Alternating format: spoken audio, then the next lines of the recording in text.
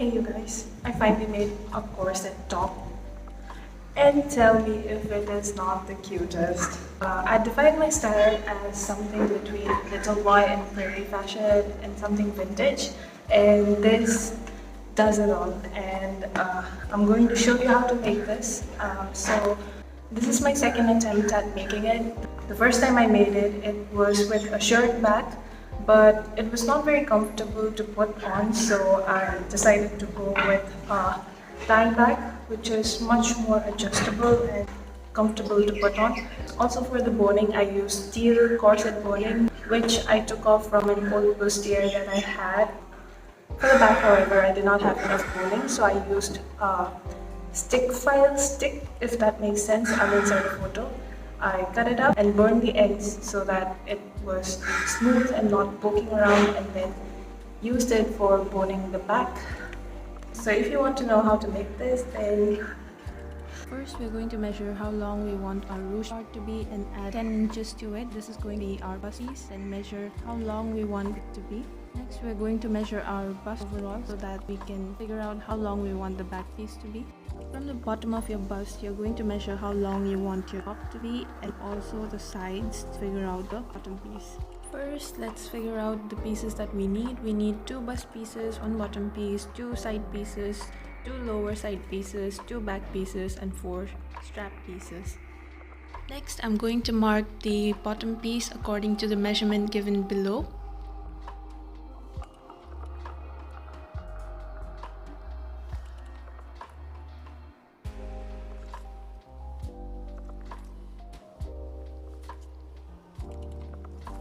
I'm going to freehand the bottom curve on 1/2, fold it over and cut. This way we'll have a symmetrical piece.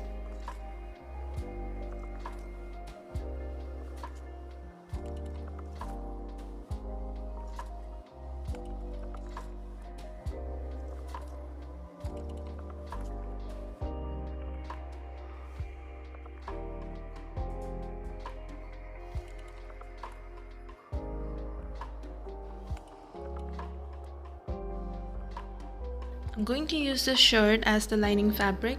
I'm going to trace the same bottom pattern from the main fabric and the lining fabric. Then I'm going to iron the interfacing on the lining fabric.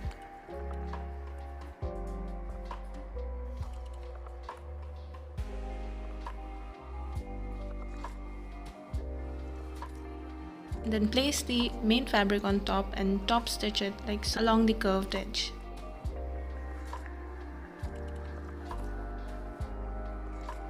This is how it should look now. Next, I'm going to measure the bust piece out like so. We're going to cut out 2 pieces of the same measurement. I'm folding it over so that it's easier to cut it equally.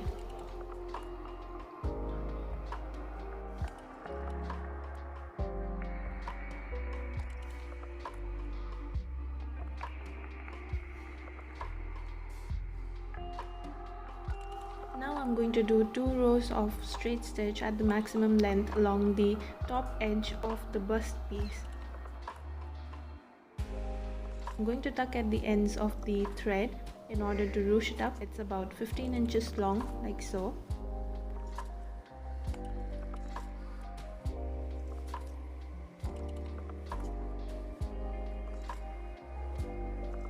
Place both the bust pieces good sides together and pin them and straight stitch along the top edge.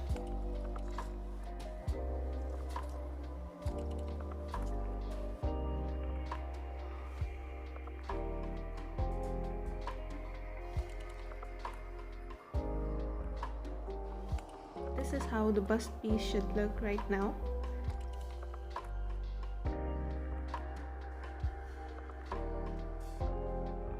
Next, we're going to make the straps. For it, I took 25 inches long into 3 inches wide, which when folded gave me 1.5 inches. Made one of the ends centered and then sewed the edges together, flipped it inside out, ironed it and top stitched it to make it look crisp.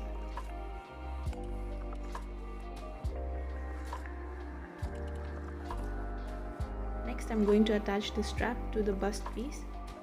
To do that, first I'm going to measure where I want to place the straps. For me it was about 2 inches from the edge. Next I'm going to seam rip enough so that I can slide my strap through the ripped seam like so. I'm going to do the same on the other side as well.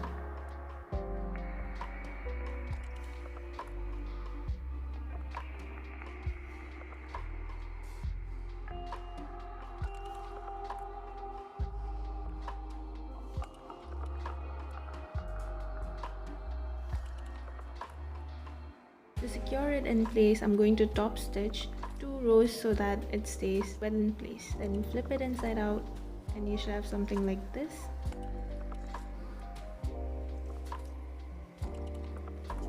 I'm also going to stitch the sides as well.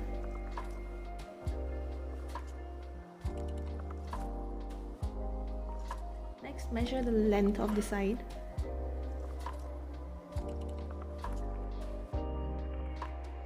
And then we're going to cut 2 pieces like so.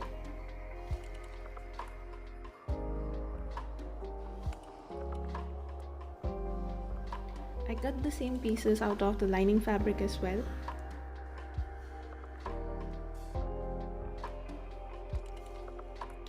Place your fabric and lining together like so and stitch 3 sides of it, leaving one side open.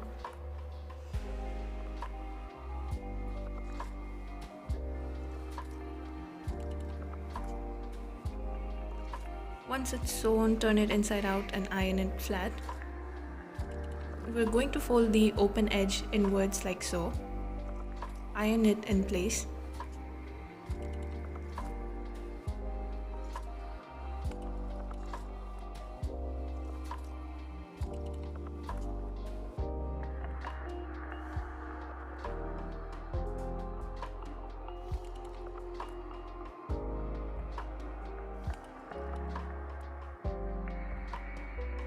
Then take your bust piece and your side piece and then feed the bust piece into the open edge of the side piece and stitch it along. Next we're going to cut out the bottom side piece like so.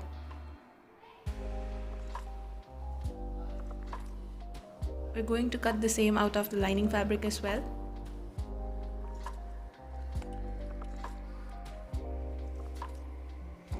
For the bottom piece, we're going to sew only the top and the bottom edge.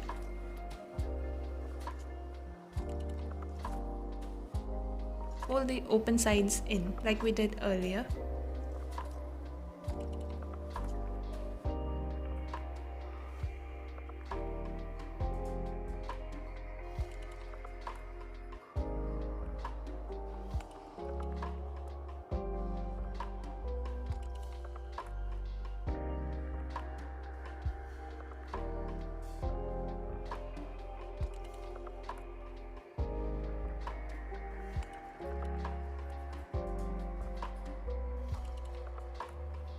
Then we're going to insert the bottom piece into the slant opening of the bottom side piece like so and then top stitch it. I did 2 rows to secure it in place. This is how the bottom piece looks right now. Next we're going to take the top bust piece and attach it to the bottom piece. We're going to match the side seams of the top and the bottom in order to do that. I'm going to remove the boning from this old bustier that I have. These are steel spring bonings and are pretty hard to cut but are pretty sturdy as well. I'm going to place them where I want them to be, mark them.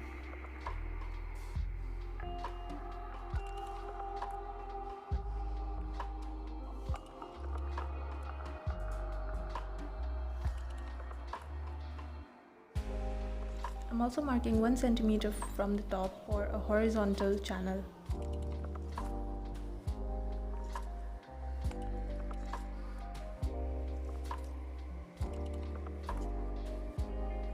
Next, I'm going to measure the length of each channel, cut out these strips.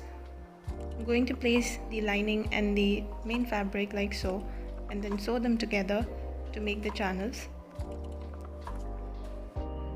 Flip them inside out and you should have something like this. I pinned them in place where I want my boning to be.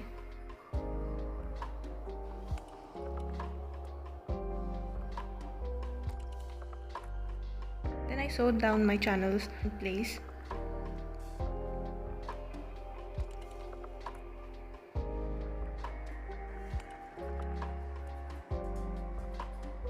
I did one side first so that it was easier for me to place them at equal spaces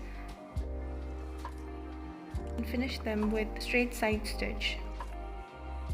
Then I cut out a strip like this, folded it in, ironed it in place.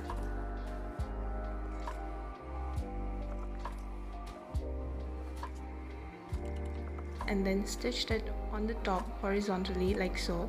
Then I'm going to trim all the excess channels. To attach the bust piece and the bottom piece, first I'm going to do 2 rows of straight stitches at the maximum length like so, and then tuck on the ends to ruche it up. We're going to ruche it until the side seams of the top and the bottom match. Then I'm going to take the center piece of the ruched area and then pull it a little longer than the rest. Pin them in place and then straight stitch it.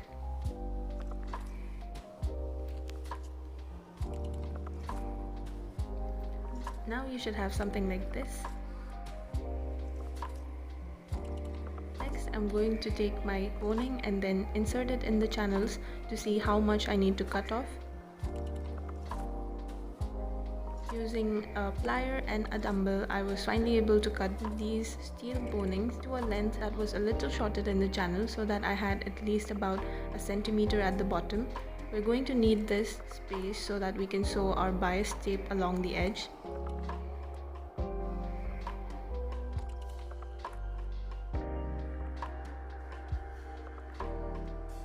To make the bias tape, I'm going to fold my fabric at a 45-degree angle and then fold it over so that it's easier for me to cut. Then I'm going to cut a strip that is about the length of the curved edge of the bottom part. Cutting it at an angle makes it a little more flexible than cutting it straight. Then I'm going to pin the bias tape in place and then stitch it along the curve.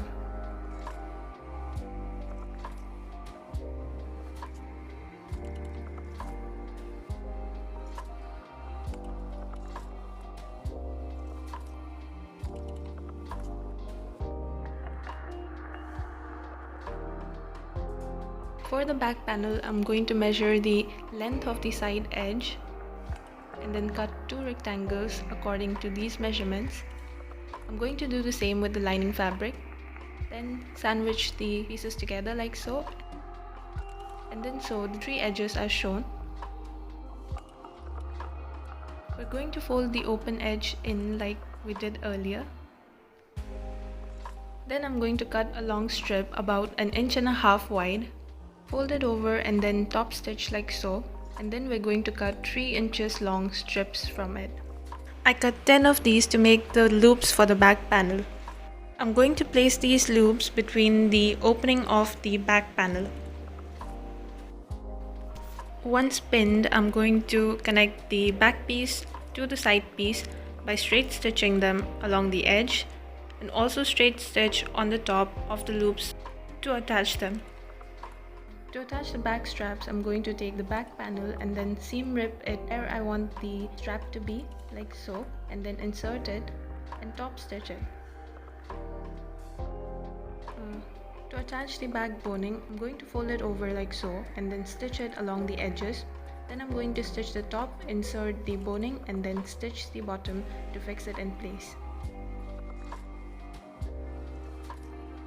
Finally, I'm going to make my tie for it. I'm going to cut 2 long strips about 1.5 inches wide. To make the strip extra long, I cut 2 strips and connected them diagonally, folded it over to make a long strip. Finally, we're going to fold it over and stitch it like we did for the loops. Lace the back up and we're done.